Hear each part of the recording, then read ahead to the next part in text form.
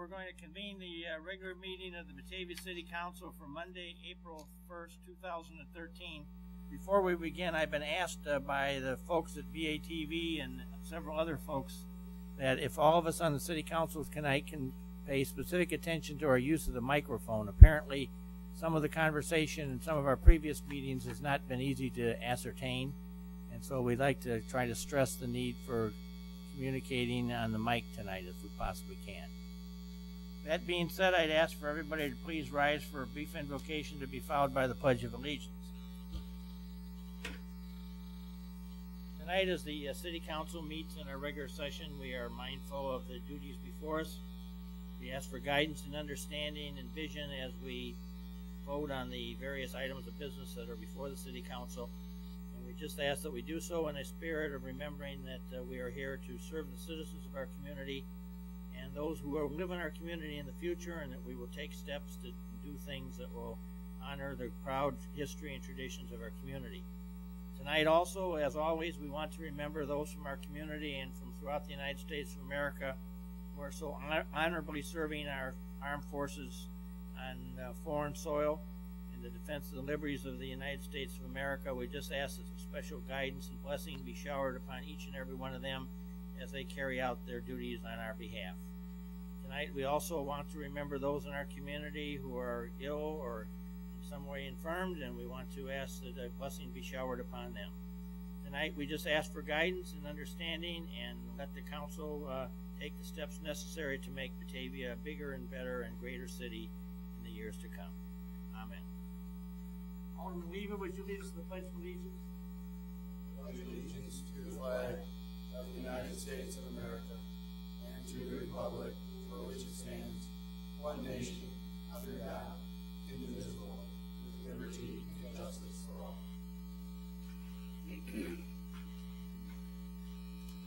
Ask the city clerk to please call the roll. Brown. Here. Clark. Here. Atack. Here. Stark. Jansit. Here. Wolf. Here. Sparks. Here. O'Brien. Here. Alderman Dietz is currently absent. Jungles. Here. Volk. Here. Frydendahl. Here. Leva. Here. Tenuta. Here. The record reflects that 13 of the 14 elected members of the City Council are currently in place and present for the meeting. I am informed that Alderman Dietz is available on the telephone, and I need a motion to allow for his participation at this meeting via the telephone. So moved. Moved by Alderman Chancet, second by Alderman Leva, for the allowance of Alderman Dietz to attend the meeting via the telephone. Clerk, call the roll, please. Jansit. Aye. Wolf. Aye. Sparks. Aye. O'Brien. Aye. Jungles. Aye. Volk. Aye. Frydendahl. Aye. Leva. Aye. Tenuta. Aye. Brown. Aye. Clark. Aye. Atack. Aye. Stark. Aye. Motion to allow Alderman Dietz to attend the meeting via the telephone is approved. 13 yes, no no's, 1 absent. Alderman Dietz, are you with us? Where are you at tonight? Very good. We just ask that you kind of keep any of the background noise down so that we don't have any interference on the tapes and the TV. If you can take care of that for us, we'd appreciate it. Very good, thank you. Okay, moving to item number 4 on the agenda, which are items to be removed, added, or changed on tonight's agenda. Alderman Sparks, do you have that? Yes, thank you, Your Honor. I have one change.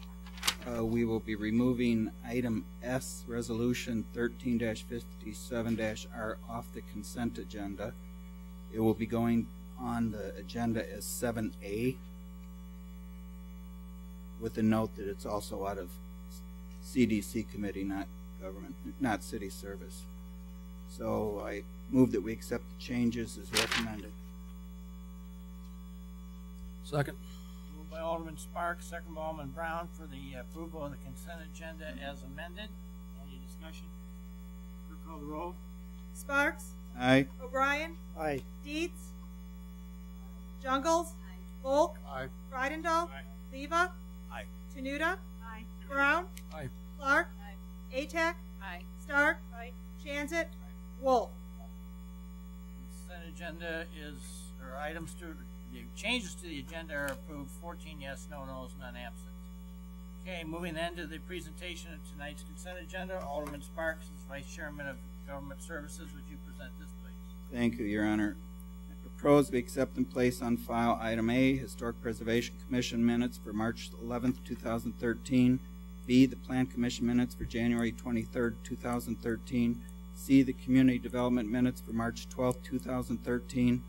D, the City Service minutes for the joint CDC/CS minutes of January 29th, 2013 and February 5th, 2013. And E, the Public Utilities minutes for March 12th, 2013. The approvals are F, the March 29th, 2013 payroll in the amount of $709,628.01. G, the March 29th, 2013 payables in the amount of $609,279.54. H, the City Council minutes for March 4th, 2013. I, Ordinance 13-14, authorizing certain city properties for alcohol sale and consumption. That came out of Government Service with a vote of 5-0. J, the approval for Cocktails on Clark, the Class F liquor license for Main Street, came out of Government Service 5-0.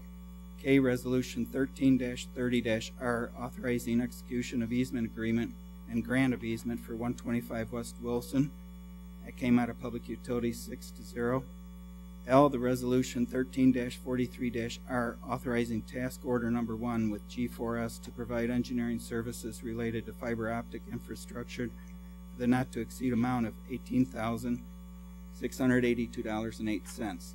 That also came out of Public Utilities 6-0. M, Resolution 13-44-R, authorizing task order number 2 with G4S to provide engineering and construction services related to fiber optic infrastructure for the not to exceed amount of $28,933.63.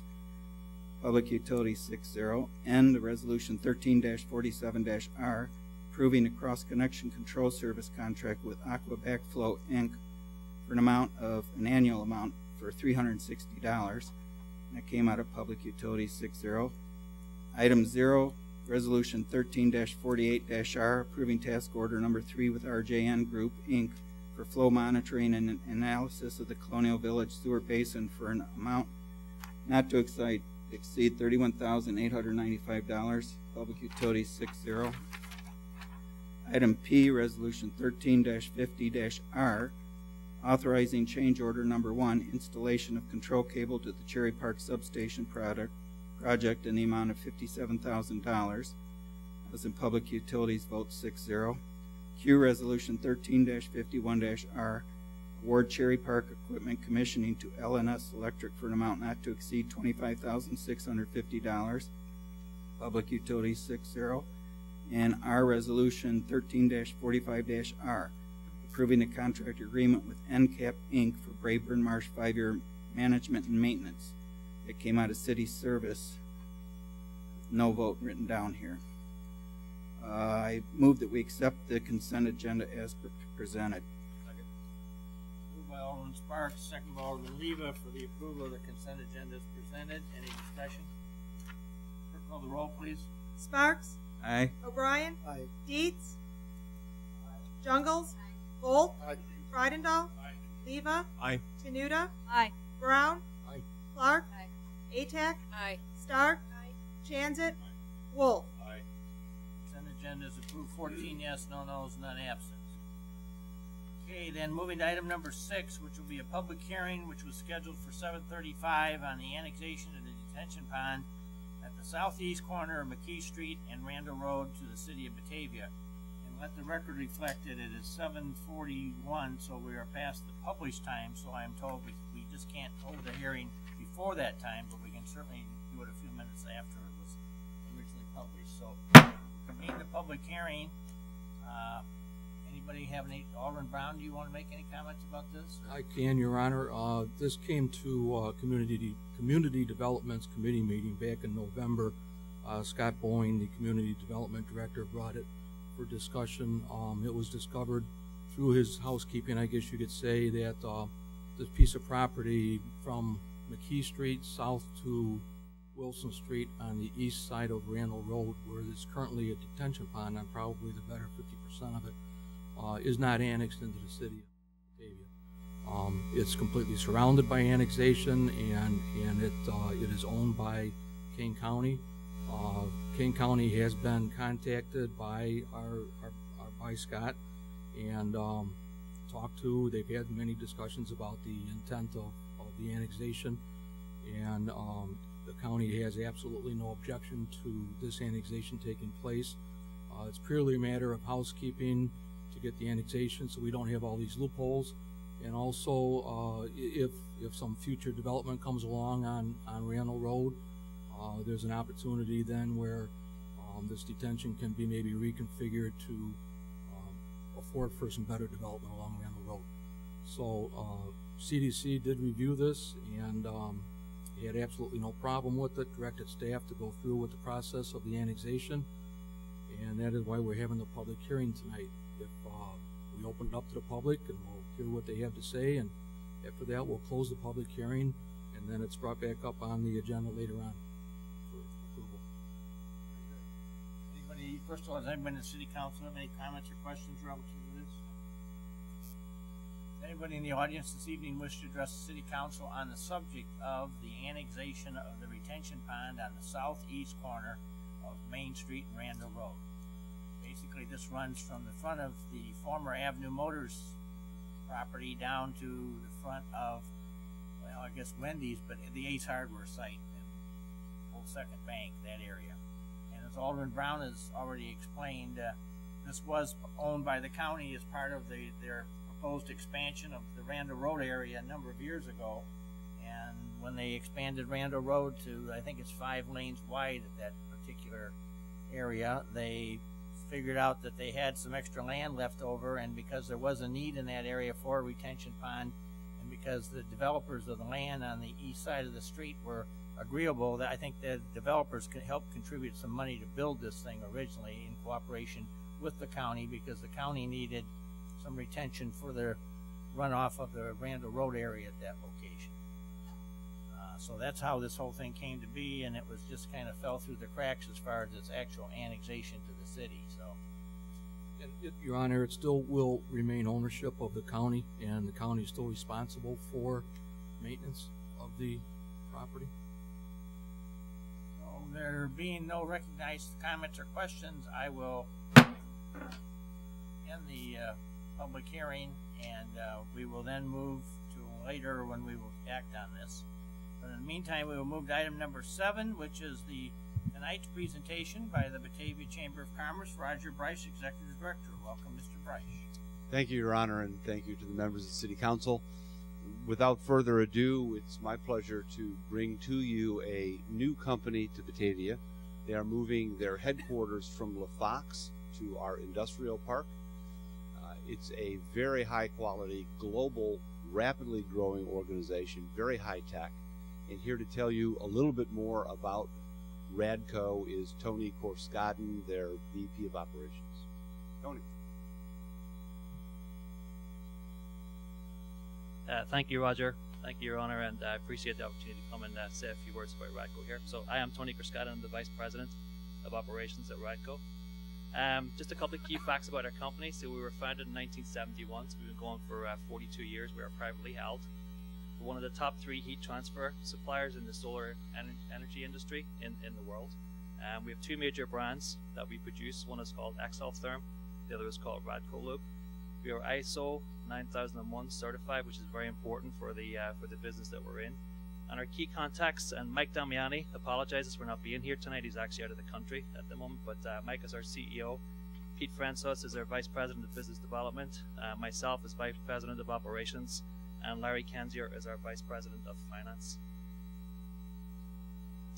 So who are we? We're a global leader in the manufacture of high-quality specialty fluids and lubricants. We have 3 main areas that we primarily focus on. One is military, the next is industrial and energy, and the last one is solar. Military, we have fluids, hydraulic fluids, in pretty much everything that goes from 600 feet under the ocean to 60,000 feet above land. So we do everything from submarines up to the drones that you see today. Right, every single drone has got a Radco heat transfer fluid and a hydraulic fluid. Solar has been the primary growth opportunity for us over the last 2 or 3 years. We've seen pretty significant growth from the solar market and continue to do so. Expect to see continued growth over the next 3 to 5 years in solar as well. As I said, we have two main products that we have. One is Exeltherm. We've got more than 40 years of manufacturing these specialty fluids. Our whole company is committed to manufacturing only specialty fluids and lubricants, which I think really sets us apart from some of our competition as well. So it's everything we do, and we focus our resources and our dedication 100% to doing that. We're a sustainable company. I think that's really important when we look at Batavia being the city of energy as well. A lot of what we do is very green. You look at chemical companies, and what we do, everything is recyclable. 100% of our products are reprocessable, so we take a lot of fluids back from customers, reprocess them, top them off with new fluids, and send it back out to them again. So it's kind of like a circle that keeps going on, and we reprocess our fluids time and time again. I think that's really important, right? When you look at today's environment, today's economy, today's world, right? That we've been doing that pretty much since the company was created in 1971. Key contact information. As Roger said, we're moving our headquarters to 700 Kingsland Drive. We expect to be in there within the next 2 to 3 weeks. Our current production and offices are at La Fox, just off of Kessinger Road. You can see our phone number there, and basically our hours of operation are 8:30 to 4:30, and our production runs from 6 a.m. to 10 p.m. with the opportunity to put another shift in if we need to as well, depending on the opportunities out there. The economic impact. Why did we choose Batavia? Two real reasons, right? The city was very, very accommodating to us. So we looked at St. Charles, we looked at Elgin, we looked at some other areas, and really the city was very, very, very, helped us out a lot, I think, and wanting us to come into the area as well. Ease of doing business, the people we met, the people we dealt with, tremendous, right? We had nothing but help and assistance in trying to get into the Batavia area. So appreciate everything the city did for us in getting us in on board. Impact on local employment, we expect to hire another 5 or 10 employees within the next 6 to 12 months. We're actively looking for 3 to 4 people right now as well, so that's good for the area. Projected revenues, last year we did in excess of $30 million, and this year we're projecting to be greater than $40 million as well. So we're really, the company has grown significantly over the last 2 to 3 years, but the last 12 to 18 months has just been phenomenal. The growth we've seen, so it's good. That's it. Any questions I can answer? Or any questions to the council? I just want to say a couple of things. I do appreciate your comments on the city being easy to work with. I think that's a testament to staff. Staff works very hard to work with businesses in our city, as does the Chamber and Main Street. And so I'm glad to see some recognition come their way. And I like the idea of the sustainability. I honestly believe that's the future for all of us. Globally, it's the future. And I know Batavia has taken a leading role in sustainability also. And so I'd like to see you guys, in your inception, have that as a model. Absolutely. Thank you as well. Welcome. Thank you. I certainly had the opportunity when Radco was kind of feeling out the communities around here to meet with them, and the staff did, and I think we certainly hit it off very strongly. And as he just explained, from what Tony has told us, we have had good research into them, and as Alderman O'Brien just mentioned, their commitment to sustainability, I think, is very impressive, and also their support of, I'll just describe it as the U.S. government and the various programs and missions that they have is, I think, a very key thing. That they are a very key company, I think, in our country, and so we're very pleased to have them in our midst in our industrial park. And we wish you many years of business growth and expansion and success in our community. And it wouldn't surprise me to see you expanding your facilities out there at some future date. So I really appreciate your commitment to our town and the jobs you brought with you and the business philosophy that you bring to the table. And Batavia is very pleased to have you as part of our community. Thank you very much. Thank you. Thank you. Okay, then per the actions under the agenda changes, we'll move to item number 7A, which is resolution 13-57-R, which is described as the North River Street Arch Contract. And Alderman Brown is CDC chairman. I guess you can start off. Thank you, Your Honor. I'll take this. It came out of CDC. besides the fact that it was noted on the agenda here that it came out of city services, I understand that there is maybe some conversation that wants to be had about this. I'm not. Folks in the audience, I understand that would like to speak. Okay, so I'll let it go with that right now. We have some folks that wish to address. Steve, if you'd come forward and give us your name and address, please, as required by our order of business here. Hi, Steve Vasilian, 426 Illinois, and thank you for taking it off the consent agenda so that we could have some dialogue about it. I was a little reluctant to come up and speak because I do not want this to be perceived as grandstanding, being on election time. I'm here just as myself, private citizen, architect Steve. I'm not happy. I don't like the design. I have looked at the drawings and at the renderings several times over, trying to reconcile how it's going to fit into our streetscape, and I have problems with it. I don't see that this is a design that particularly speaks to our past, that touches on historic roots. I don't see it as a design that particularly points forward toward our future. I find the relationship between the timber structure and the halo shape that's up above it to be kind of incongruous. Again, that's my personal taste or my personal opinion. It's really not so much an arch as it is, a halo shape that's 30 feet in diameter, 14 feet above the street. So it bothers me as a sense of scale. And as I've talked to other people about it, there's a lot of concern about that we're spending up to $120,000 for this project. And I understand it was originally budgeted $50,000 and it was just a rough estimate and it wasn't going to be enough money, but $120,000 is a lot of money when you're looking at wants versus needs, that this is clearly a want item. And I hear a lot of people saying that this is some money that we'd better spend elsewhere or not spend at all. And so I would hope that maybe you would take some time, reconsider that, maybe go back and talk to your constituents who now have had a chance to see the rendering and updated budget figures, and see if they still are in support of this, or if they indeed would like to see the money spent elsewhere. So thank you for your time. I appreciate it. Come forward, please, and for the clerk, give your name and address so that we can get you properly recorded in the records. My name is Joan Marks. I live at 1243 Violet Lane in Batavia. I'm a longtime resident. I've been here over 50 years. And Jeff was at the Women's Club today, and we had a lovely talk with him. And afterwards, talking to some of the women, they said, why are we spending money for this arch? It could be used for something else. It is a waste of money. Maybe you think it's pretty, but I can do a lot of things with pretty. One of which is put air conditioning in the city trucks so that our city employees don't have to roast during the summer. Thank you. Anybody else wish to address this subject? Alderman Brown, I turn it back to you. Okay, Your Honor. I should probably address some of those concerns.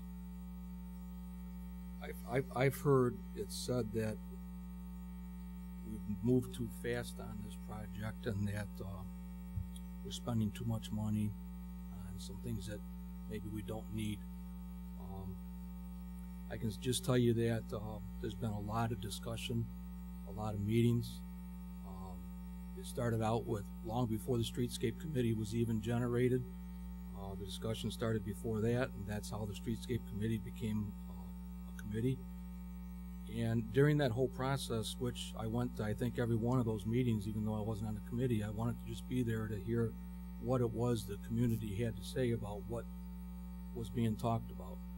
And the biggest thing I heard was do it right, and do it once, and be unique. So that's kind of how the council has taken that direction to to the River Street project and to the streetscape in general. To be clear, the rest of the streetscapes are not going to be as, I'll say, elaborate as River Street. Again, the streetscape committee kind of gave the direction to the council that they would like River Street to be unique in its own throughout the town, and they wanted it to be something different than any other town in the area's got. I can understand the concerns about the money. As Alderman O'Brien mentioned to me here not too long ago, as big as supporters as I think we all are over the streetscape, Alderman O'Brien and Alderman Tenuta and myself are very supportive of it. And Alderman O'Brien and I have had the conversation kind of jokingly, but seriously, you could build a house for what that arch is going to cost. But yet, at the same time, we're charged with the mission of thinking 100 years down the road and thinking of what is best for this community. I have no idea who came up with the idea of the bean in the city of Chicago. I have no idea why they came up with that idea. I have no idea how much it cost. But I do know it's unique, and it attracts an awful lot of people to that area. And I would say that I would look at this arch and River Street as kind of that similar area there where yes, it's not necessary, but what we're trying to do is build something unique, build something that people will come to town to see and talk about, as they have talked about with the self-made man. It certainly is a council decision what we do. This has been through CDC, and many of other meetings. It's been through joint CDC and city services. It's been through public utilities and CDC, as we've discussed, the utilities going underneath the roads that we're working on streetscape with. So there's been discussion after discussion after discussion on this. It's up to the council what they would like to do with this, but I am certainly in favor of this resolution, and it has been in the budget all along. As we've said, it was as Steve mentioned, it was a number of around $50,000 initially, and then after we started talking more of the true design of it and the cost of it, the budget was raised up to about $95,000, and I think it's going to be a very unique feature for this town, and I'm going to support it. So with that, Your Honor, I would move for approval of Resolution 13-57-R for the North River Street Arch contract with WW Timbers. Moved by Alderman Brown, second by Alderman Wolf. Any further discussion? Alderman O'Brien? I just want to support Dave on that. I think we've had meetings with a group of residents and business owners. It must have been 15 or 16 of us that we've had meetings once a week, however many meetings we've had. And it wasn't the council, it was some people on the council, it was some people on staff, about 15 residents and business owners who came out and said, let's do this right, let's no half measures, and let's be very unique about it. No one on the council was a part of the design. It was all, we paid money to designers to come in and design this. It is unique. So I do support this. I think it's going to do what it's going to bring, as I believe River Street itself is going to bring people to our downtown. I mean, we've been tasked with that over the years, and in all of the studies that, the residents have said, bring people to our downtown, and that's what this is going to do. I think this is, we have to spend money. If you want something done, you got to invest in your city, and this is what this is. It's an investment. And so I do support it, and I thank Dave for his words. Alderman Stark? In all due respect, Alderman O'Brien, I have to say that 15 members of the community is a very small, very, very small slice of Batavia. And I've heard from many more than 15 people in the last several weeks about the arch and the price tag that go along with the arch. Bringing people to River Street is terrific. We are getting more retail, the stores are filled, but I don't think the arch over the end of River Street really makes that much difference. As you drive through, there's not a lot of it's in an unusual location in that the only place you get a direct view of the arch is if you're coming down Route 25 and stop at the stoplight before you turn left or right. So I won't be able to support this. I think that even though we have a lot of sunk costs in this, I think that we may need to go back to the drawing board and come up with something that's more palatable for the residents in terms of budget. And while I know that there's money left in the project, that money can be reallocated to other places in town. So you know, it's great to say we came in under budget, but if the budget's kind of high to begin with, I'd rather reallocate. So I won't be supporting this in all due respect. Alderman Freidendahl? Use the mic so people can hear you. No, I say I don't know if I should talk from here as an alderman or from the podium as a civilian. Alderman, you're going to be voting, so talk from the podium, or talk from your desk. My only comment is that has been a topic of discussion as I have campaigned, and I can tell you, people either love River Street or hate River Street. There doesn't seem to be any halfway. The business people on River Street seem to enjoy what they're seeing and want to see it completed. I think this is like the 10th hour or the 12th hour or whatever.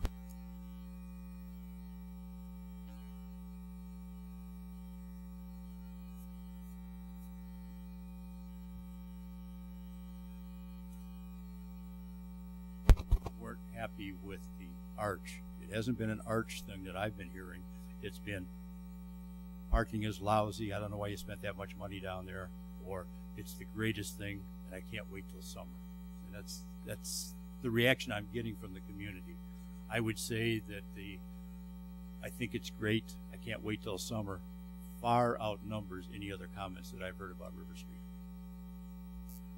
Anybody all involved? This is one of these issues, as I've often said about the bridge sculptures. It's art by committee, the most terrifying thing government does. We're not going to please everyone. Mr. Vasilian has his opinions, I have mine, there's 14 others up here. If we try to please everyone, we will do nothing and please no one. We should go forward with it. If it's that dog ugly, the next city council can tear it down. Thank you. I guess, you know, this is definitely a want and not a true need. I look at this as a decision that we, the city council, have to make as representatives of our citizens. And I want to be proud of this when we're done with it. And what's over there now, I'm proud of. When we voted to spend the money that we did on the bridge and things we added to it that we didn't have to have, but we wanted, I was proud of that. And I'm also proud of the fire stations that we built. Again, this is stuff that's going to stay here for a long time, that brings people to this community and that they remember from this community. And it's something that I think we as city council members have to be proud of the vote that we take on this and what we want it to represent of our city to the rest of the world. So that's why I support this.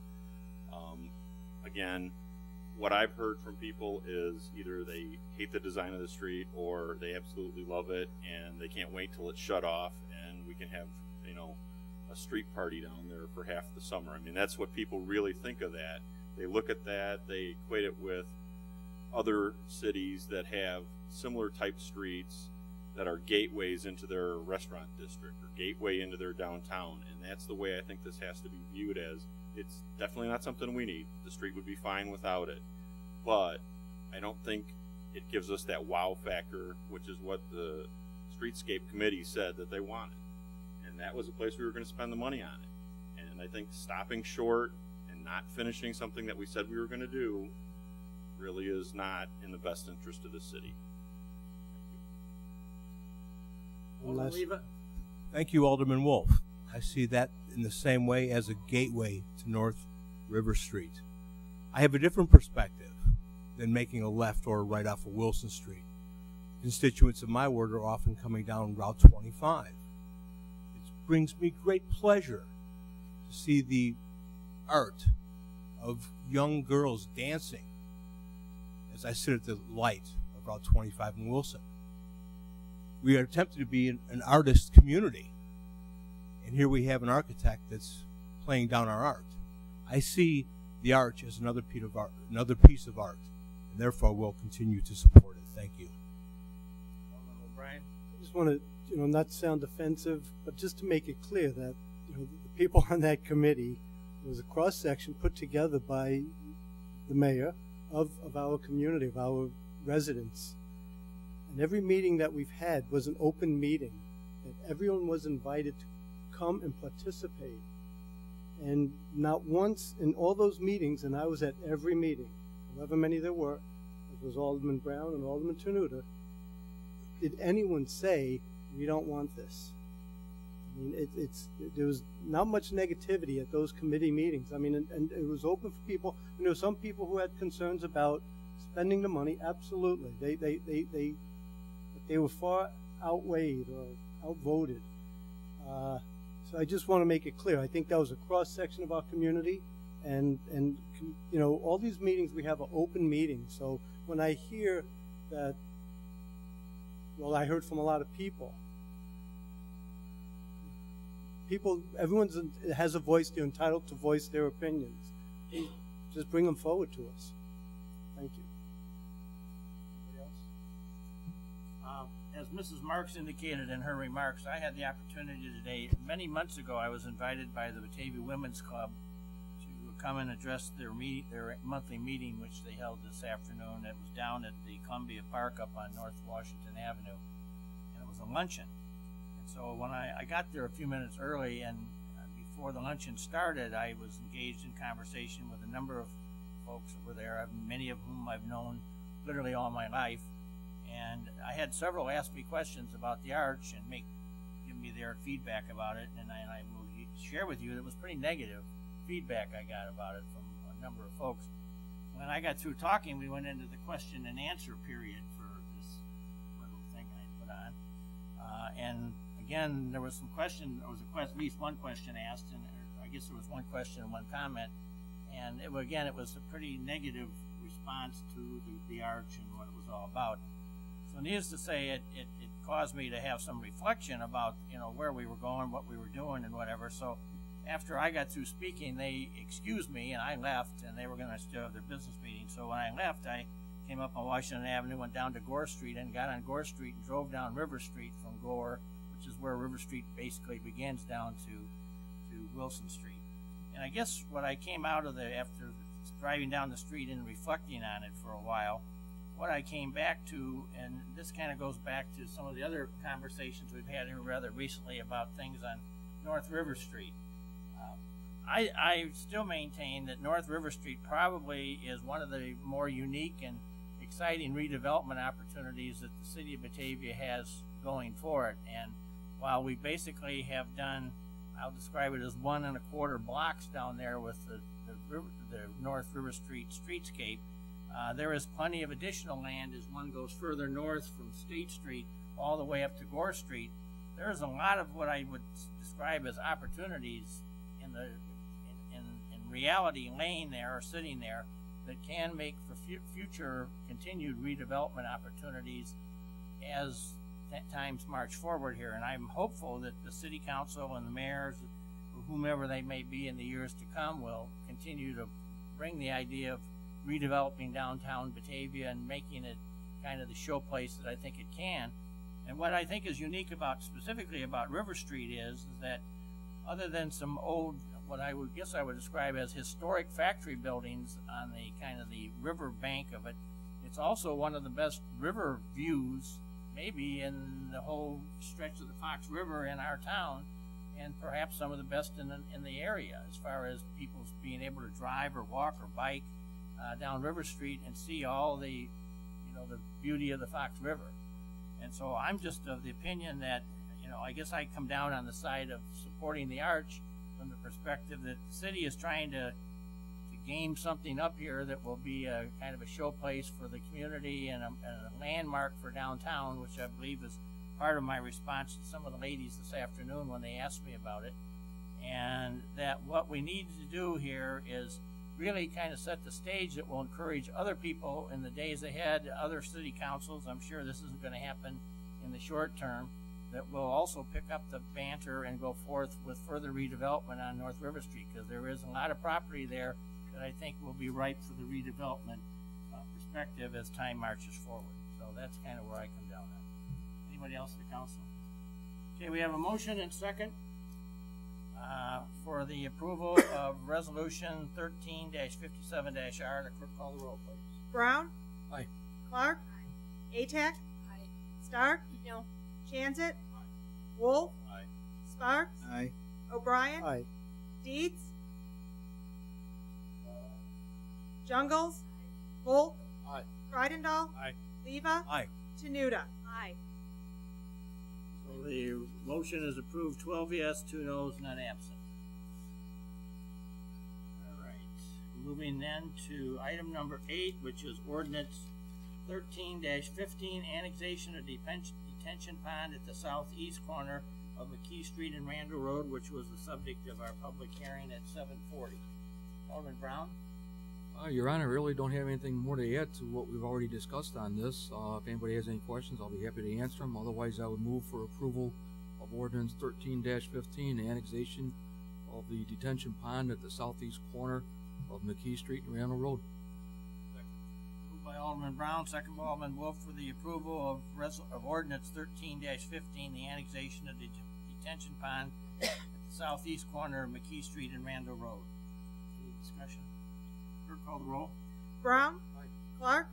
Atack? Aye. Stark? Aye. Chanzit? Wolf? Sparks? O'Brien? Dietz? Jungles? Volk? Freidendahl? Leva? Tenuta? Ordinance 13-15 is approved, 12 yes, or excuse me, 14 yes, no no's, none absent. Okay, moving to item number 9, which is ordinance 13-16, amending Title 3 of Chapter 3 of the Batavia Municipal Code regarding liquor control. Alderman Sparks, do you have this one, please?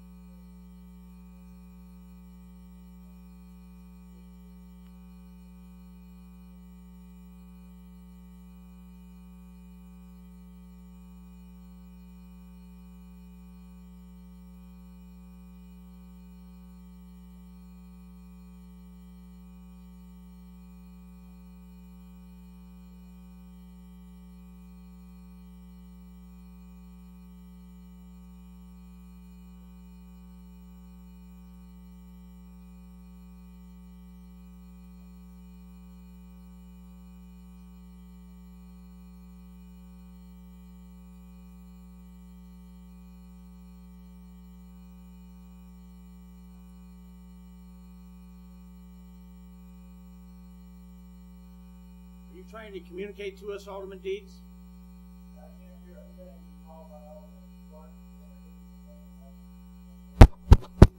Can you hear me now?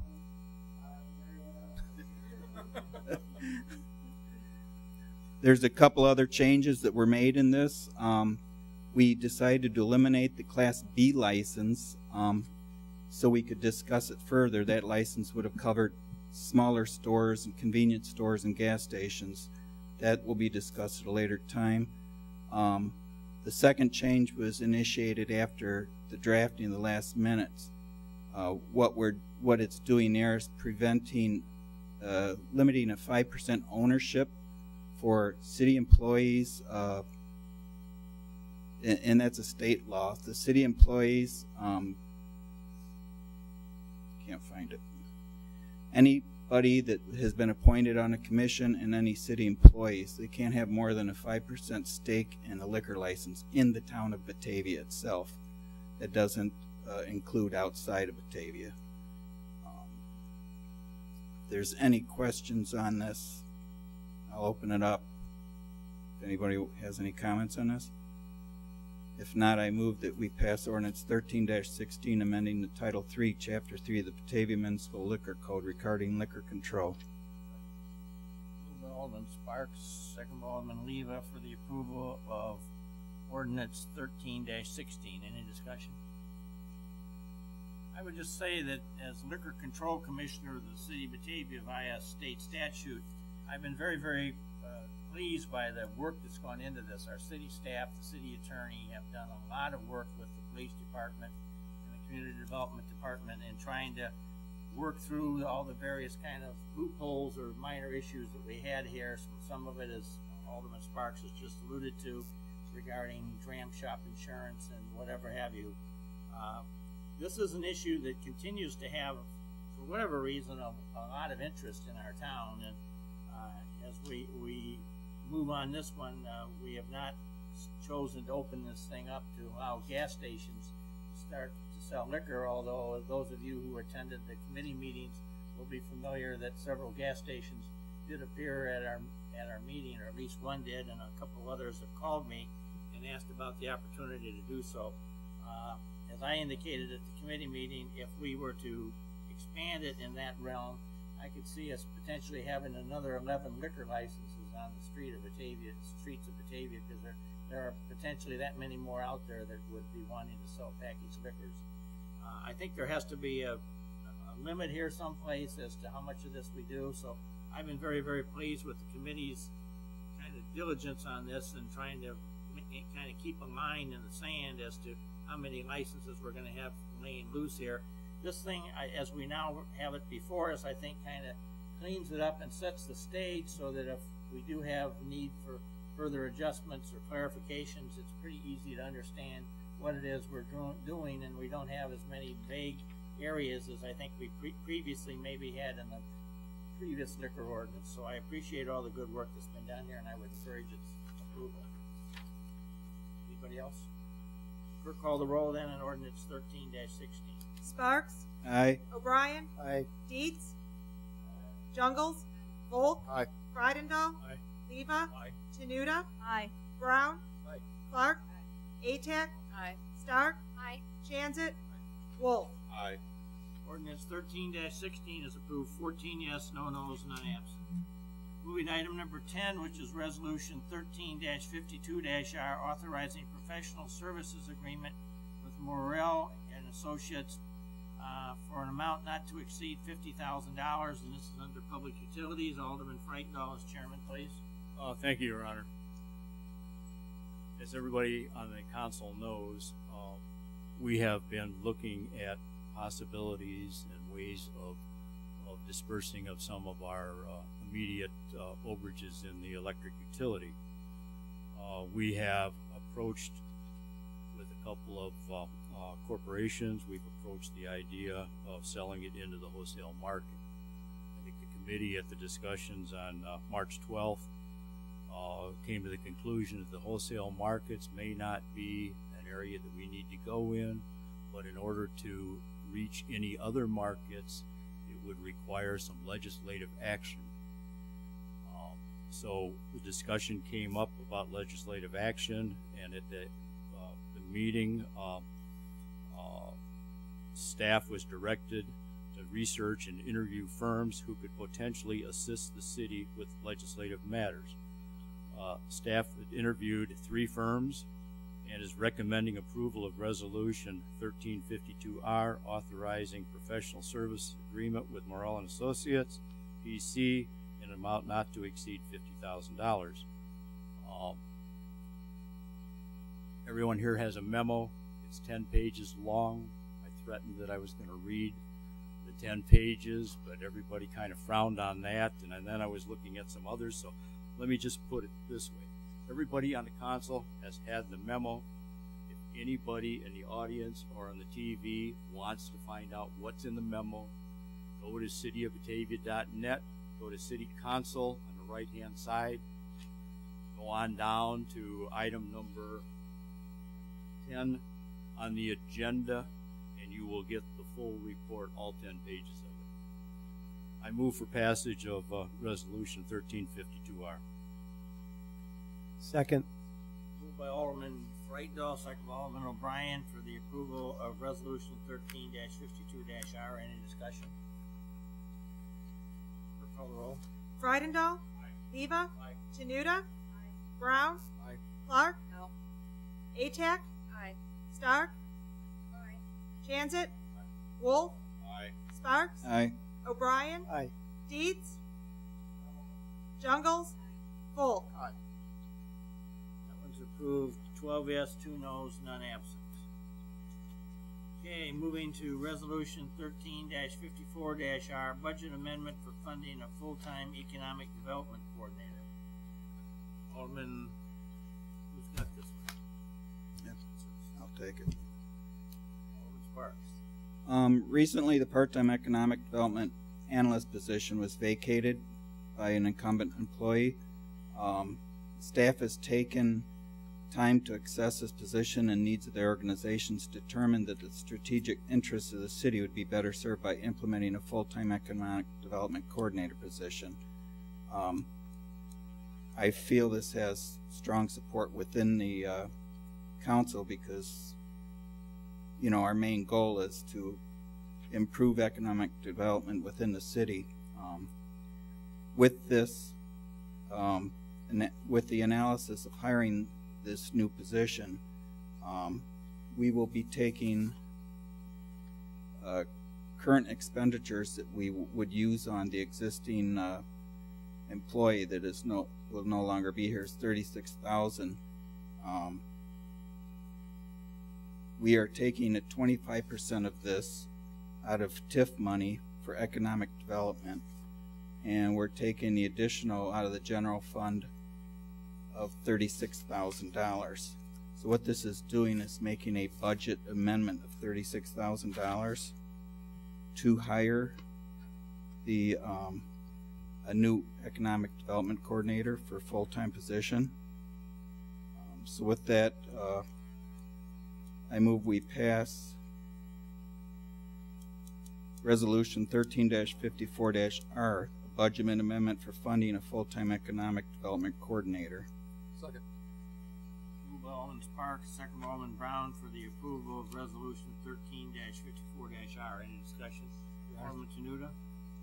Your Honor, I am supporting this. I'm really excited to see that we are looking for a full-time position here.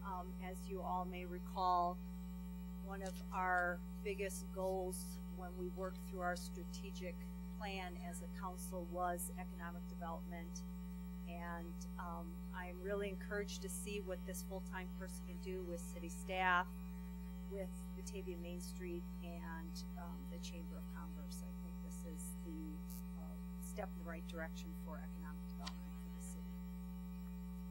Alderman Leva? Your Honor, I too am in support of this budget amendment, as I have thought for a number of years that we needed to get behind full-time economic development in the city. Thank you. Alderman Brown? I certainly will support this. There's been numerous conversations on this also, and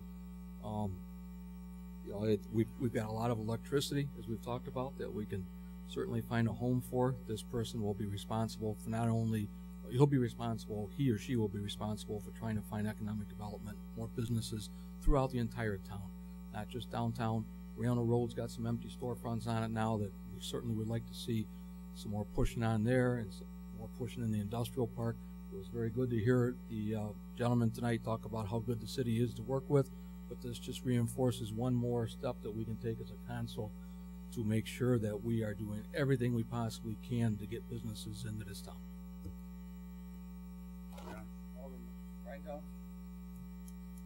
I really look forward to this happening. I think our electric utility has aggressively been out soliciting people to move to Batavia, and I think they do a very good job. But I think that a person that's trained in economic development might be able to enhance the job that they do. After all, the people that they're talking to are engineers, which maybe communicate very well with the engineers of the companies, but sometimes you need somebody talking to the executive people in the company that really make the decisions. And I think economic development here is a very good situation for Batavia, and I fully support it. Alderman Dietz, are you having a hard time hearing? Okay. No, there was some communication from you there, but I wasn't sure what it was.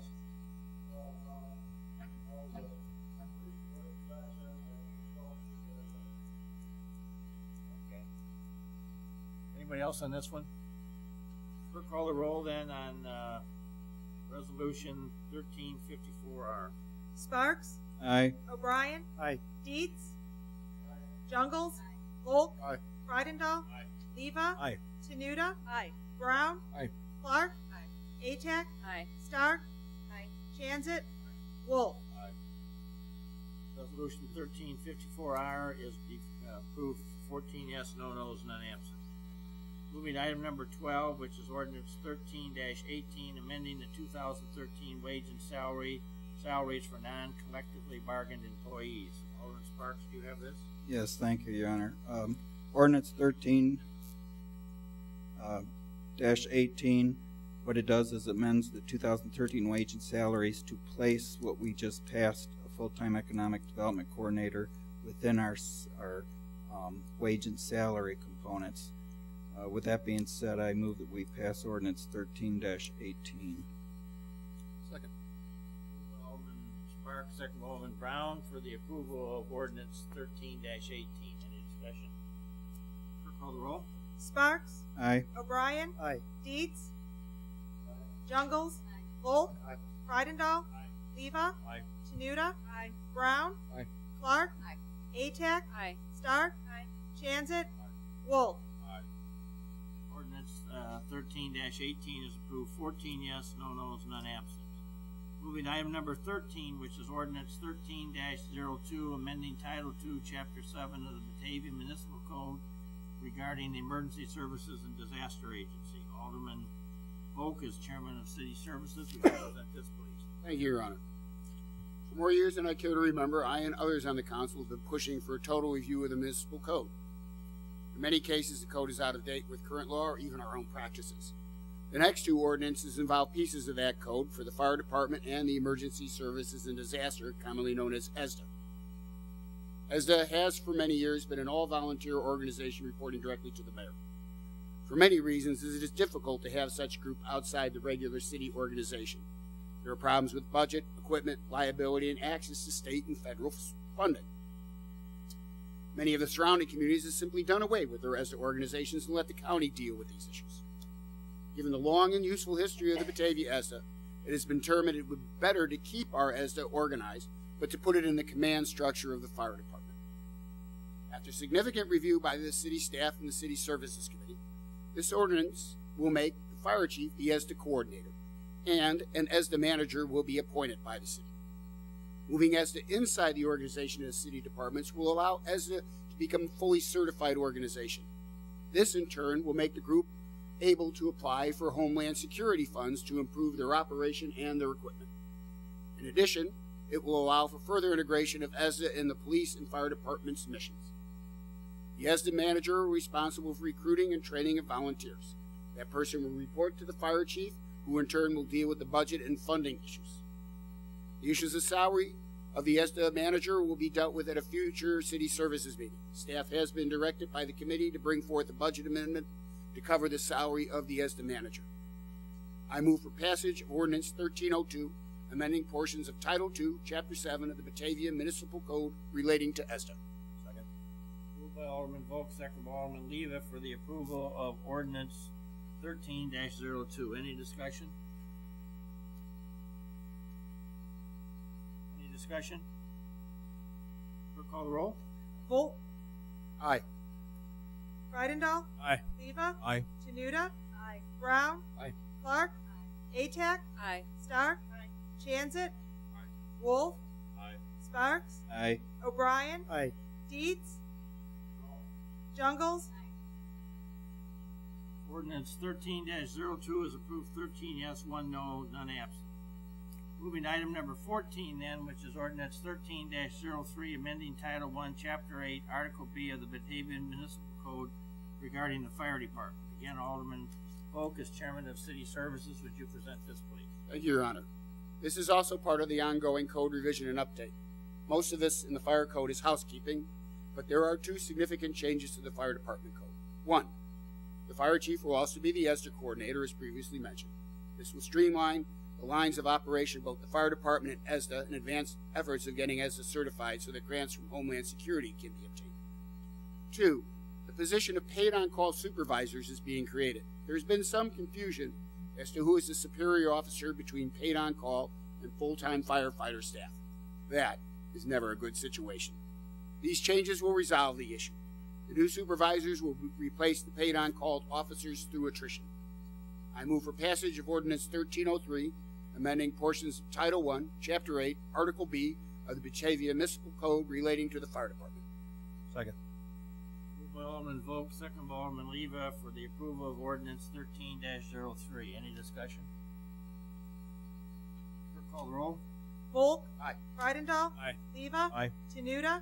Aye. Brown. Aye. Clark. Aye. Atack. Aye. Stark. Aye. Jansit. Wolf. Aye. Sparks. Aye. O'Brien. Aye. Dietz. Jungles. Ordinance 13-03 is approved. 14 yes, no nos, none absent. Moving to item number 15, tonight's administrator's report, Mr. McGrath. Thanks, Mayor.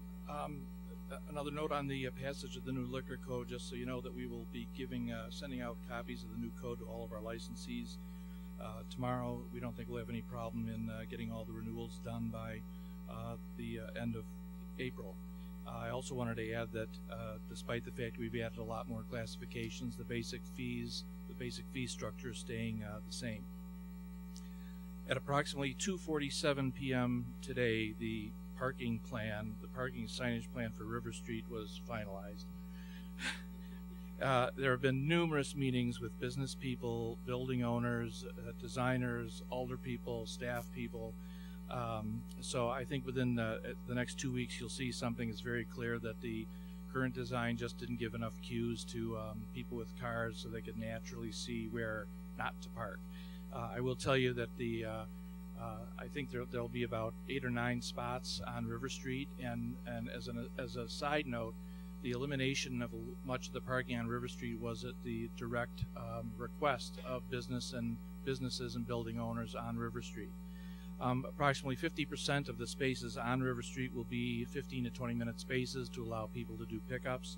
The rest will be 3 hours, and then we will have longer term parking in the lower deck and the upper deck with employee parking and overnight residential parking in the Baptist Church lot.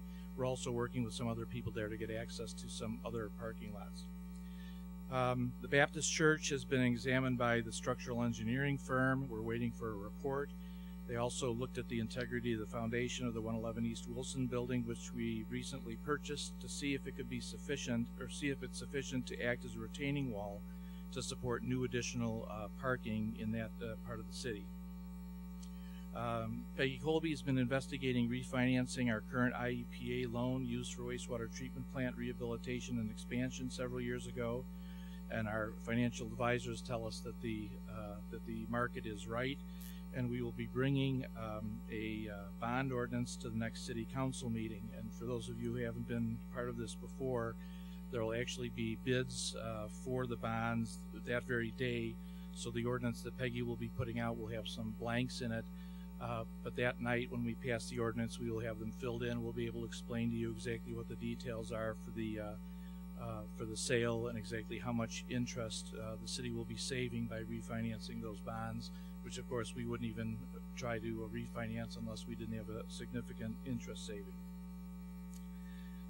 If you recall, the timely building RFP has been issued. We received 3 responses. Staff believes 2 to be significant enough to warrant initial interviews. The first one took place today. The second one is scheduled for tomorrow. Depending on the need for more interviews or more information, we plan to bring those proposals and recommendations to the CDC sometime during May. Brush pickup begins in May. Please watch the city website, sign up for our e-blasts. You can follow us on Facebook or Twitter, or you can call City Hall to get the exact dates. Staff is working through its emergency operation plan under Chief Dykey, and we're currently looking at our vulnerability assessments and department annexes, which are operational chapters, if you will, of the plan. The Detective Eric Blowers of the police department, is working along with the Illinois State Comptroller's Office, and on Saturday, May 18th at 1:30 p.m. at the public library, they will be putting on a presentation on financial security issues, in particular identity theft and fraud. So this is an increasing exploitation of people through the internet, and this I think would be very interesting for people. The first meeting with the contractor and the construction engineers for the Wilson Street project took place today. There will be a pre-construction meeting later in April, and followed by an open house on May 6th. There have already been many meetings with Main Street on the joint plan to make sure that the building owners and business operators in the areas are kept up to date. It's important to note that as of this time, there are no plans to shut down Wilson Street at all during the project. The parking will be limited, so we can have one lane in each direction. There may be some issues in trying to work with the crosswalks, but at this point we do not see closing down Wilson Street. Lastly, just so the citizens know, the city trucks are air conditioned. It's almost impossible to buy a truck these days without air conditioning. I know that in fact was an issue several years ago, and I'm glad that we have the policy now, because our resident was right when men are out, especially during the summer. It's a health issue for those vehicles to be air conditioned. And lastly, just on a personal note, nobody liked the Picasso when it was first done downtown Chicago. People thought the Eiffel Tower was a monstrosity, and not that we're like New York or Chicago, but I think this piece can be our Eiffel Tower, or an important piece of art. And I remember when John, the designer, after our first meetings upstairs on Streetscape, came into this room, he was just taken away by all these beams and this steel and the iron, and we told him about all the foundries in the area, and that's precisely where that design comes from, this room, the timbers and all the steel and the supports. So I think there is a relationship between that and our heritage. That's all I have. Can you elaborate a little bit more on the public open house that we're going to have on the Wilson Street project, where it's going to be, what time? I'm not in charge of it. I assume it's going to be right here. I assume it's going to be, generally the open houses are like from 5 till 7:30, something like that. We usually have a presentation at a certain time, but oftentimes have some stations so that we can have different staff people and the engineers explaining different aspects of it to people. But I'm sure it's still being designed at the moment by Noel Basquin.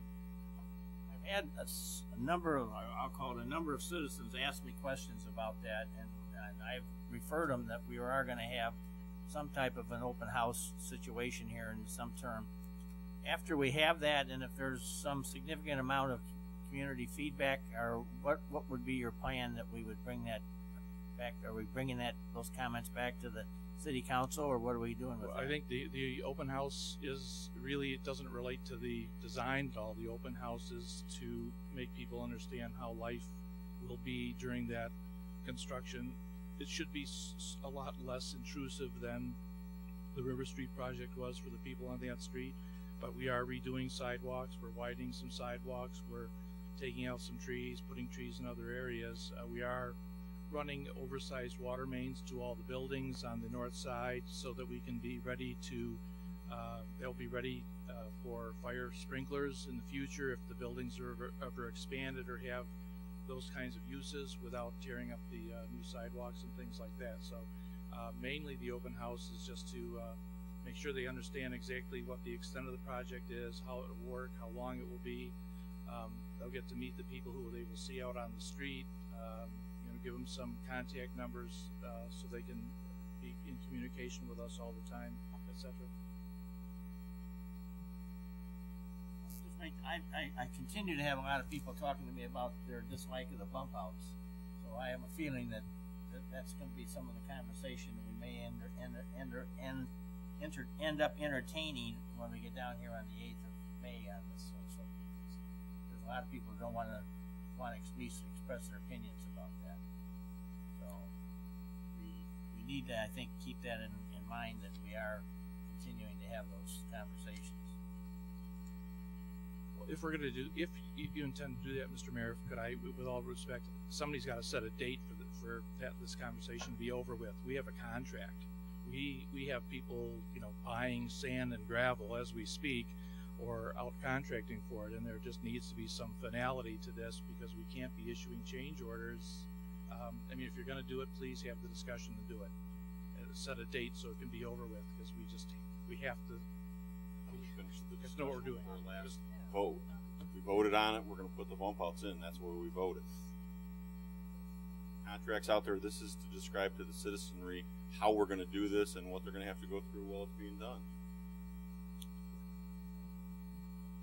If I may say, I agree. I think it's done. I would implore the residents and the council. We need to sell our downtown to all the residents. That we have to, you buy small and you buy local, and people have to stay in Batavia and do all their shopping. Eat when you out to eat in Batavia. We have to support the downtown businesses to get through Wilson Street. I think it's vital for them, and we as aldermen need to, talking to our constituents, just happen to say, where are you going to eat this weekend? You ought to try Daddy-O's, you ought to try Pal Joey's, or the place across the street. I can't think of the name of it. Sorry. Open Range, Aliano's. I've been there enough, Dementia. But we need to support our businesses. I think it's going to be vital. Brown. I guess I have to say something. Bill, you did a great job explaining how the whole process is going to work. One thing that I want to make clear, though, I forget your exact words. You said something about it's not going to be as intrusive to the businesses as what River Street was, and I truly believe that that's correct. Although I want the citizens of Batavia to know that it is, I guess you could say I'm a realist, it's going to be a major pain. We're taking our major street going through town, and we're going to be working on it for the summer. Now, I also want to be very clear in the fact that it's not for what some people think is streetscape. We're rebuilding the infrastructure. We're rebuilding the pipes that are 100 and some years old. We're providing for new businesses hooked up to the sprinkler systems. There's a lot that's going on here that needs to happen, that would probably happen whether we did what is called streetscape or not. The streetscape is the finishing touches on top that we all look at. The major inconvenience would happen with or without streetscape. And it is going to be a major inconvenience. So I agree with Alderman O'Brien that we do need to support our downtown. We need to, bring our grandchildren downtown to see what we're building in Batavia instead of avoiding Batavia for the year. Thank you. Any comments or questions? Thank you, Mr. McGrath. Other business from the City Council this evening? Alderman Tenuta? Your Honor, if I may. You got committee reports. You want to do the reports go ahead. first? Okay. It's become clear to me that my voice will not be a part of the Walgreens redevelopment project in our downtown. It has also been clear to me that the city and the applicant has spent a lot of time and expense on this project. I would like to communicate some of my observations and a few thoughts.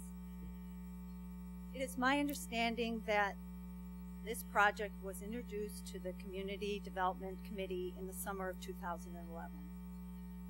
The city at that time agreed to treat this project differently than other development projects by allowing petitions for variances, conditional uses, and design review to occur simultaneously to facilitate the development approval process.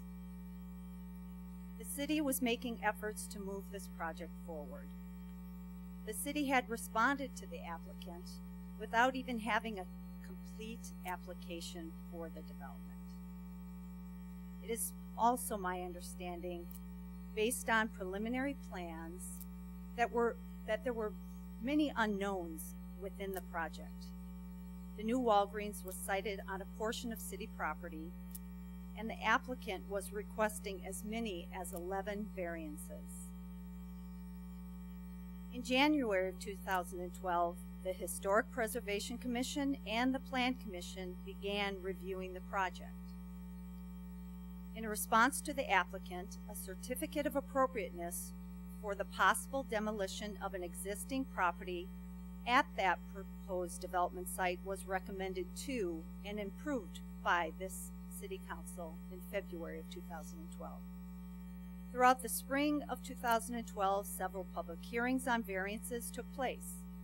During the summer of 2012, staff met and corresponded with the applicant regarding a relocation of a storm line, possible purchase of city property, and the need for an economic analysis for the possible request of TIF assistance. During this time, the applicant was working on various variations to the plan. In September of 2012, the Community Development Committee communicated they wanted to proceed with this project as a whole, including all the variances, conditional use for the drive-through, TIF assistance, and city property disposition. Since this request, it is my understanding the applicant has continued to work on the TIF analysis and the acquisition of city property. Last December, the applicant communicated an issue of suitability of property soil as a justification for TIF assistance. In response, on December 17th, the City Council approved a temporary construction easement on the property for this testing. Since this approval, the applicant has requested a hold on the TIF assistance discussion until the results of the soil testing is complete. Soil testing was done on March 8th, was my understanding. It was also my understanding the city is waiting for these results. It is also my understanding Plan Commission hearings for design review of this project have been postponed at the applicant's request. As communicated, much has been done by staff and this council to move the project along. During this present campaign, I have heard and read some incorrect information being spread about this single issue. Specifically, the criticism that the city's development approval process takes too long and that the city isn't friendly to business. We may not all agree about the steps involved in this process, but they are in place to assure a complete development that meets the needs of our comprehensive plan and our community. In my opinion, the applicant and the city have to be willing to work at the same pace to move a project forward. I also hope that when this development project does come before the council members will have all the information necessary before them to make an informed decision and to cast their vote. Thank you. Alderman Clark. I'd just like to thank Alderman Tenuta for your remarks. And could I ask, Your Honor, that Alderman Tenuta, if you got that in writing, could you give it to the clerk to put in the minutes?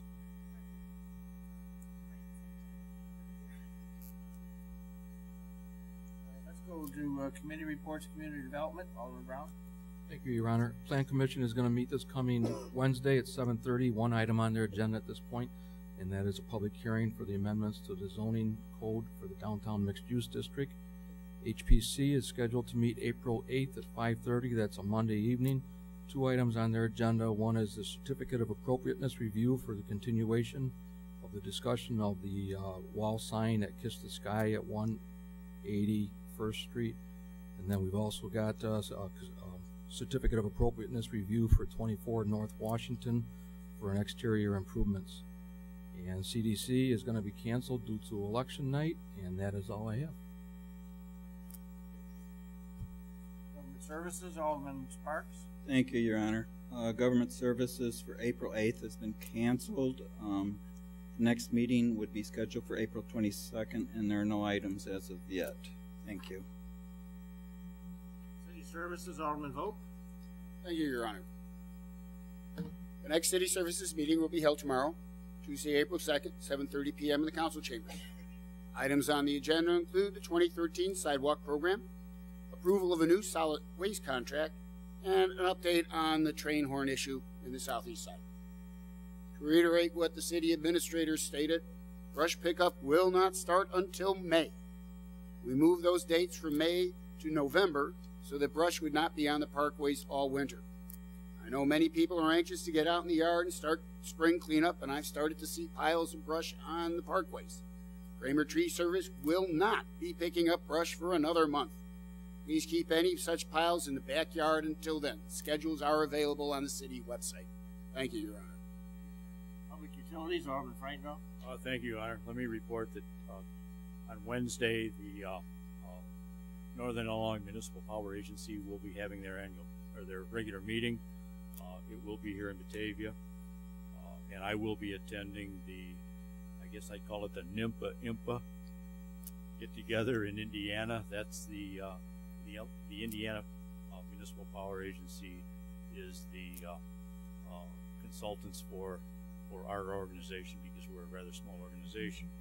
So I will be down there for a couple of days. The Public Utilities has the NIMPA information disclosures, and let me say that I compliment our staff, being Mr. Holm, Mr. McGrath, and so forth, along with the NIMPA attorney, that we're trying to sort out now that the power plant is in business.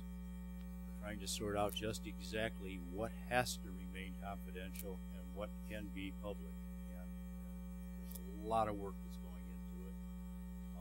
Some of you have seen some memos out there that some information will be available, some additional information that hasn't been available will be available, but each member that wants that information will have to sign a confidentiality agreement, because that's still part of the entire organization. So we've come a long way from where we were, from getting no information to, I think, getting as much information as can be made public. I compliment our staff, because it really was Mr. McGrath and Mr. Holm that have put the pressures on, and I think it's going to be beneficial to the entire Prairie State world out there. So I guess that's all I have to report. There will be a meeting April 16th. Again, NIMPA information disclosures will be discussed. I just want to say, Eldon, I appreciate you bringing forth that information is starting to come out. There has been some concerns about non-information, understanding that it's all kind of confidential, but I do appreciate information now coming forward and coming to the light of day.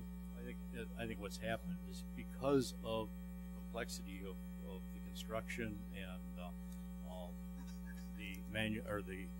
contractors still on site, and all of the other things that are going on, it was difficult for me, it was difficult for staff, it's been difficult for everyone, and it really boiled down to one thing, that we put the entire responsibility on the attorney.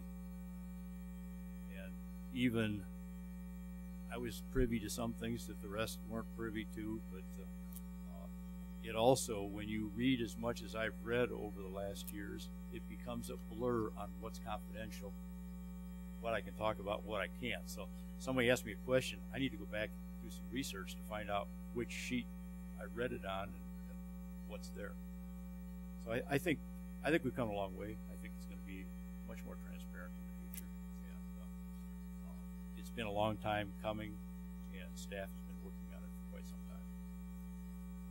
One last thing, I apologize, but I just want to make known too, and recognize the fact that, let people know that Eldon is going to go down to Indiana now to an IMPA meeting, and he does this at his own expense. The city pays nothing for that, I believe.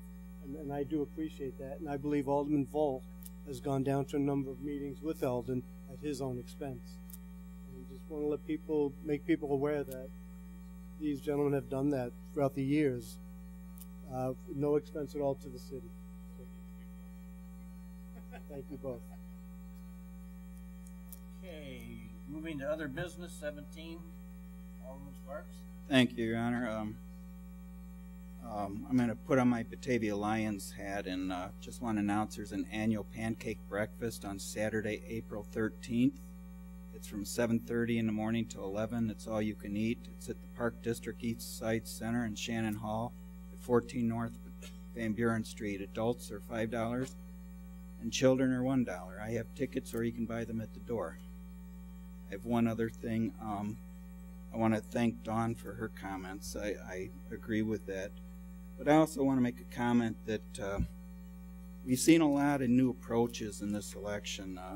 We've had a lot of anti-business remarks against the city council. We've heard a lot of "we need new blood" comments. We've seen meet new candidates and fundraising events. We've seen the Chamber of Commerce and originally Main Street take over the candidates forum. I myself felt more comfortable with the League of Women Voters doing it because they were totally nonpartisan. They didn't have the composure that these organizations have, with all respect to the Chamber and Main Street. They do a great job. What I want to say is we have 7 alderman positions up for election this year. There's 14 aldermen, 7 of them are up for election. 3 of them will be filled by new candidates because the seated aldermen are not running for election. 1 of them is uncontested, and 3 positions are contested. 3 contested: Eldon Friedendahl, Jim Volk, and Bob Leva. With these gentlemen, they have years of experience and knowledge regarding Batavia. I look for them a lot to find out, the wealth of information they carry. And losing these 2 aldermen would leave a huge void. They genuinely care about the city and its constituents. You hear all this new, we need new blood, and I agree, we do need new blood. But it's my hope that the service and dedication these aldermen have shown this city won't be overshadowed by the cry for new blood and anti-business and campaign signs plastered all over Batavia Enterprise properties throughout the town. While I welcome new input, I feel it's best tempered with experience. We've all heard that it's important to study our history and learn from our past. Please keep in mind that without seasoned aldermen, we lack the depth needed to learn from our past as we grow into our future. Thank you. Anybody else in the council? My BATV hat again tonight. I just want to give a shout out of thanks to Rich Zero for some help in the past few weeks to get the cameras. Everybody will notice there's a little bit different view now. If you watch us and watch the replays on TV, you'll get shot as a facial shot instead of the shiny spots on top of the head. So we're making some progress in that. It's a much different look, and I think it'll be much more at par with the shot of the podium, so it'll definitely be a better look. Is there anybody specific you're talking about? Yeah, Nope. I'm a little worried here, Ellen. As my hairline is receding. Do you want to run a test? No, it's all good. And thank you to everybody for using your mics. We really have to make sure that works well, or else during the broadcast we have spots where somebody talks louder than other people, so then volume's okay, and then the next person talks a little bit quieter, and nobody gets to hear it. So we're really trying to work hard on that and get some sound issues resolved. Thank you. Alderman Leva?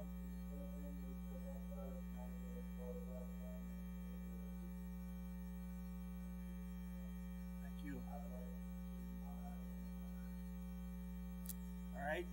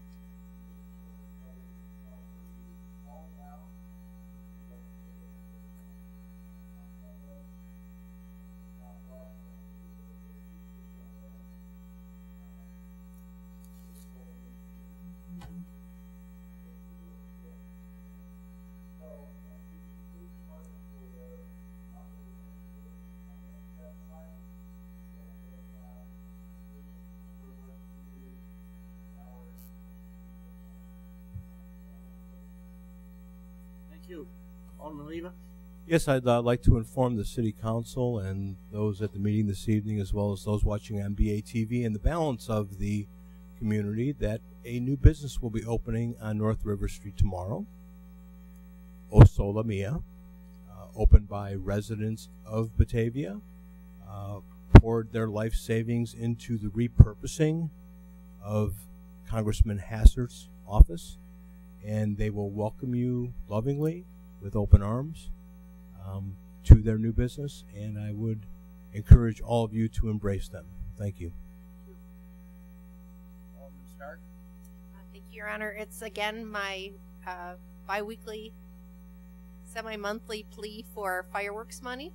I wanted to say just today there was a $100 check in my city mailbox from a local business, and I really appreciate that. We have the garage sale coming up, and I'm sure I saw Mark Davis in the audience. I don't know if he's coming up to also make another plea, but we do have a committee meeting tomorrow night. No, Wednesday night at Aliano's. It's 6 o'clock. We moved up the time a little bit because we all tend to eat as we're talking and working.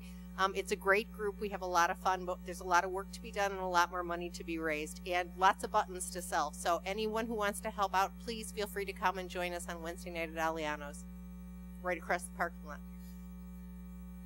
Thank you. Anyone else in City Council? Mr. Bryce? Thank you, Your Honor. Just a quick comment about the Aldermanic Forum. It's been suggested a number of times that somehow that there could only be one Aldermanic Forum, and it was either going to be the League of Women Voters or the Batavia Chamber. Nothing could be farther from the truth. There could be a dozen Aldermanic Forums. It is the Chamber's responsibility to educate its members so that they can vote effectively. So we decided to have a forum to educate our members, and we graciously invited the entire community to that. It was the League of Women Voters then who decided that they would choose not to hold another forum. We didn't take over a forum that was either going to be ours or theirs. We decided to have one. They decided not to. So in the future, if residents of the community would like the League of Women Voters to hold a forum, you simply need to ask them to do that. There was nothing preventing them this year from doing that. They chose not to do that. So it was not us or them. We could have both done it. They chose not to. We chose to educate the community. Thank you. Thank you. All right. Does Does anybody in the audience wish to address the City Council? Mr. Davis. Good evening. I just want to just jump on the topic of the fireworks again that Susan was talking about. Some other things that are going on. Also, the Loyalty Day Parade is also the same weekend as the garage sale, and we will be collecting money and selling buttons that day along the parade route. Hopefully, we can raise some money there. And in regards to raising money, we have received quite a few donations from the public, either on our PayPal account on our website, which is bataviafireworks.org, and through the mail here at City Hall. I think we probably collected about $1,000 in public money since March 1st. Also, I know where we're at with it. Susan's husband's working out, but we look for in the future our fundraising thermometer we're going to be putting up. We'll have a goal of over $50,000, and it'll be going up as our funds come available. So we're still working hard. We signed a contract for the fireworks. It can be adjusted depending on how much money we raise. So hopefully it'll be fireworks as usual on July 4th. Or it'll be bottle rockets. Bottle rockets or fireworks. No, I do believe the fire chief says bottle rockets are illegal. So I don't believe it'll be bottle rockets. Yeah, the sign is almost finished. We were kind of waiting until the campaign signs came down before we littered the landscape too much. So I'm pleased to report that I did make contact with the Aurora Regional Fire Museum, and we have procured the old American France fire engine. Excellent. For use by the Fireworks Committee in the Loyalty Day Parade. And I've talked with Chief Dykey, and he is going to provide the manpower necessary to go to Aurora, bring it out of the museum, bring it up here for a couple of days, and then return it to the museum and park it back inside. So. That's terrific news. Thank you. I had heard otherwise, but that's really good news. Thank you. Heard otherwise? Well, there's a member of the fire department on the committee who wasn't wild about that idea, so we won't drag his name through the mud. Thank you, Mark. Anybody else? Mark, if you come back up and again give us your name and address for the clerk, please.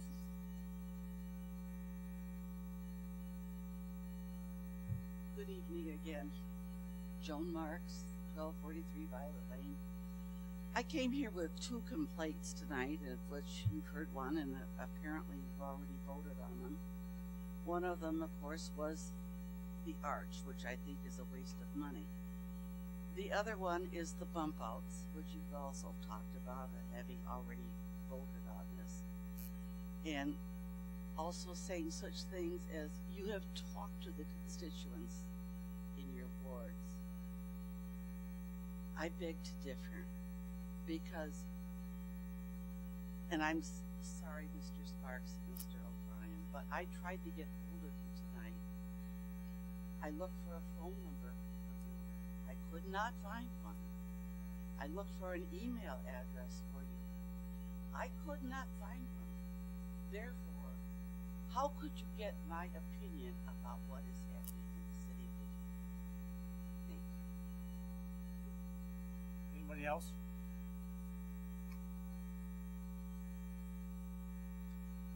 My name is Marty Callahan. I live at 1025 Town, and I will be serving with you in a month.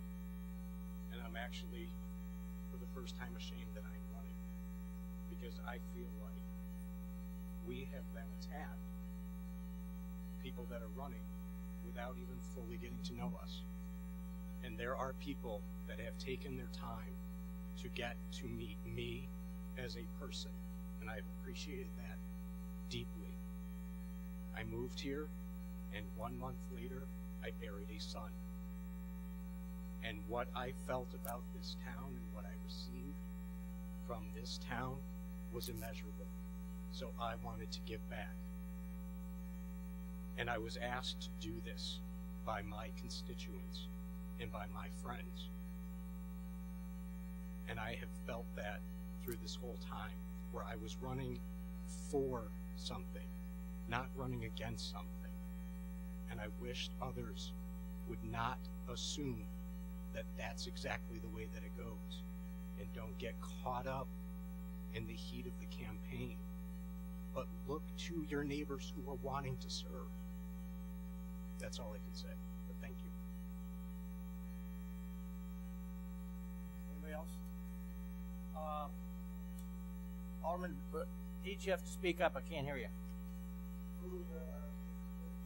That was Marty Callahan, who's the gentleman who's running for your seat. I just want to take a couple minutes and speak kind of about some of the things that are happening down in Springfield. And as a member of the Metropolitan Mayor's Caucus Executive Committee, I get my ears burned every Tuesday afternoon when we go on this regional call that I get to be part of. And down in Springfield at the moment, there's a couple of interesting things happening. One is that there's there's a fishing expedition, I guess I would describe it, on the parts of some of the state elected officials about the use of what we call the Local Government Distributing Fund, which is the municipal share of the state income tax. And I may be asking the council at some point in time to soon, although I can't do it yet because nobody seems to know what the game plan is going to be, but there's a lot of hints down there that when the state income tax was originally created, I believe it was that 12% of the money was supposed to go to the municipalities distributed on a per capita basis. A few years ago, that was adjusted down to 10% of the money was readjusted to come to the municipalities. And right now, there's some discussion going on because we've just had a new federal census released, the 2010 census.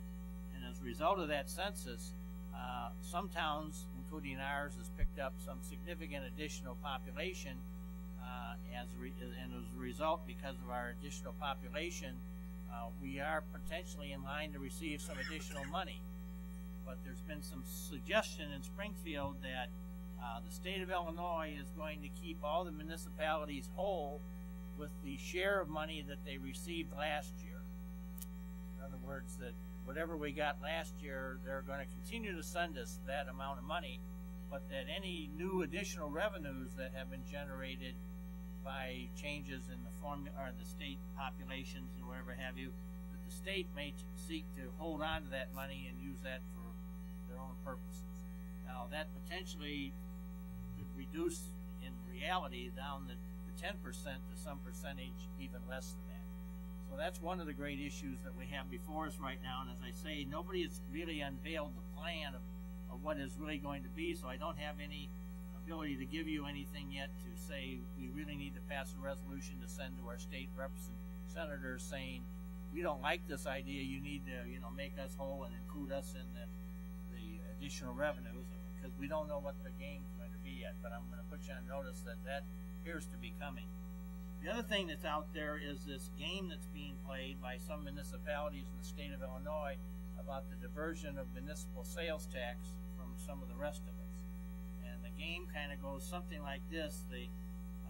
There's several cities in Illinois that have opened up the opportunity for businesses to take all their sales receipts and move them to that particular community. In other words, to say that all the sales of a given business is now not taking place in Batavia, but it's being credited with taking place in another town. And for that to happen, this business has to go to that town and open up an office and have a fax machine and a computer, and then they receive their business transactions not at Batavia but someplace else. And then by doing that, the sales tax money that's generated really in Batavia is being credited on paper to another town someplace else. And there is some interesting dynamics to this, because right now that sales tax that's coming out of Batavia, and I'll use ourselves as an example, we get a 1 cent share that goes from our share of sales tax that's being generated on sales.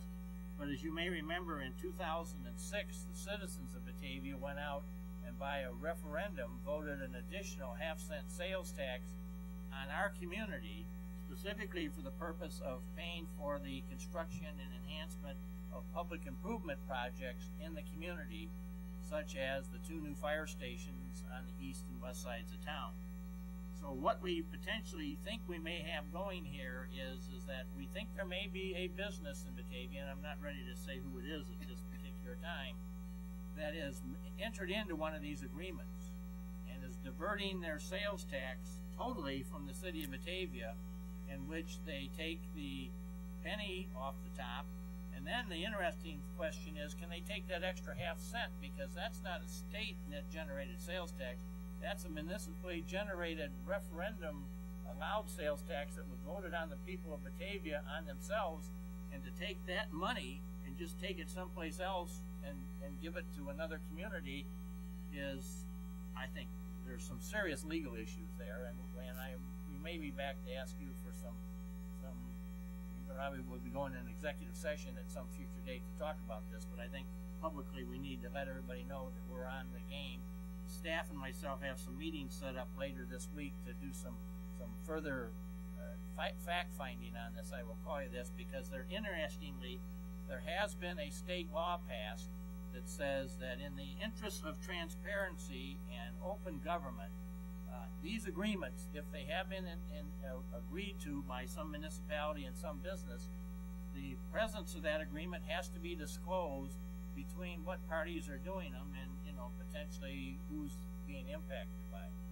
So we may be coming back to share with you an agreement that somebody else, and the way this works in most communities is that the community that sets this up and buys into this operation, they take the money they receive and they give back to the business that's agreed to do this 75% of the municipal sales tax, and then that community keeps 25% of it, which they don't have to do it. It's just money coming from someplace else, so it's money from heaven, so to speak. But that's the way that they're doing with what's going on here. So there has been a bill passed, and I believe it's April 1st, ironically, that says that that's the date that these disclosures have to be released. And so we're thinking that as of today, it may be on the street, or they have to give it to us after this. And we've been looking at our sales tax revenues coming into the city, and because we are home rule, we do get a breakdown of who's paying us what. And it does appear that there may be one very high-profile one that is going to be a subject of some publicity here in the community of Batavia in the near term if we find out for truth that they are doing it. So just a heads up to the community and the members of the council. We've talked about this to some degree with you previously in executive session, but we're getting nearer to, I think, kind of setting the fire on this thing, no pun intended, and that we are going to then be maybe going to court with some folks. Because I think if nothing else, the city attorney has been very active with us in talking about this idea of taking specifically that half cent and diverting that to some other community when we, our citizens, have voted that tax on themselves to pay for public improvements in our town is out and outright theft, in my opinion, and I don't know how the General Assembly can condone that. And so we're going to hopefully probably have to make a legal issue about it, but I think we can make it a very high-profile issue, and I have a feeling that the businesses involved in this are not going to appreciate the publicity that they may be showered upon in the very near future. So that being said, I wish everybody a good week, and Alderman Freitenthal, I'd entertain a motion for adjournment. Second. Moved by Freitenthal, second by Polk. Clerk, take a voice vote. All those in favor? Aye. Aye.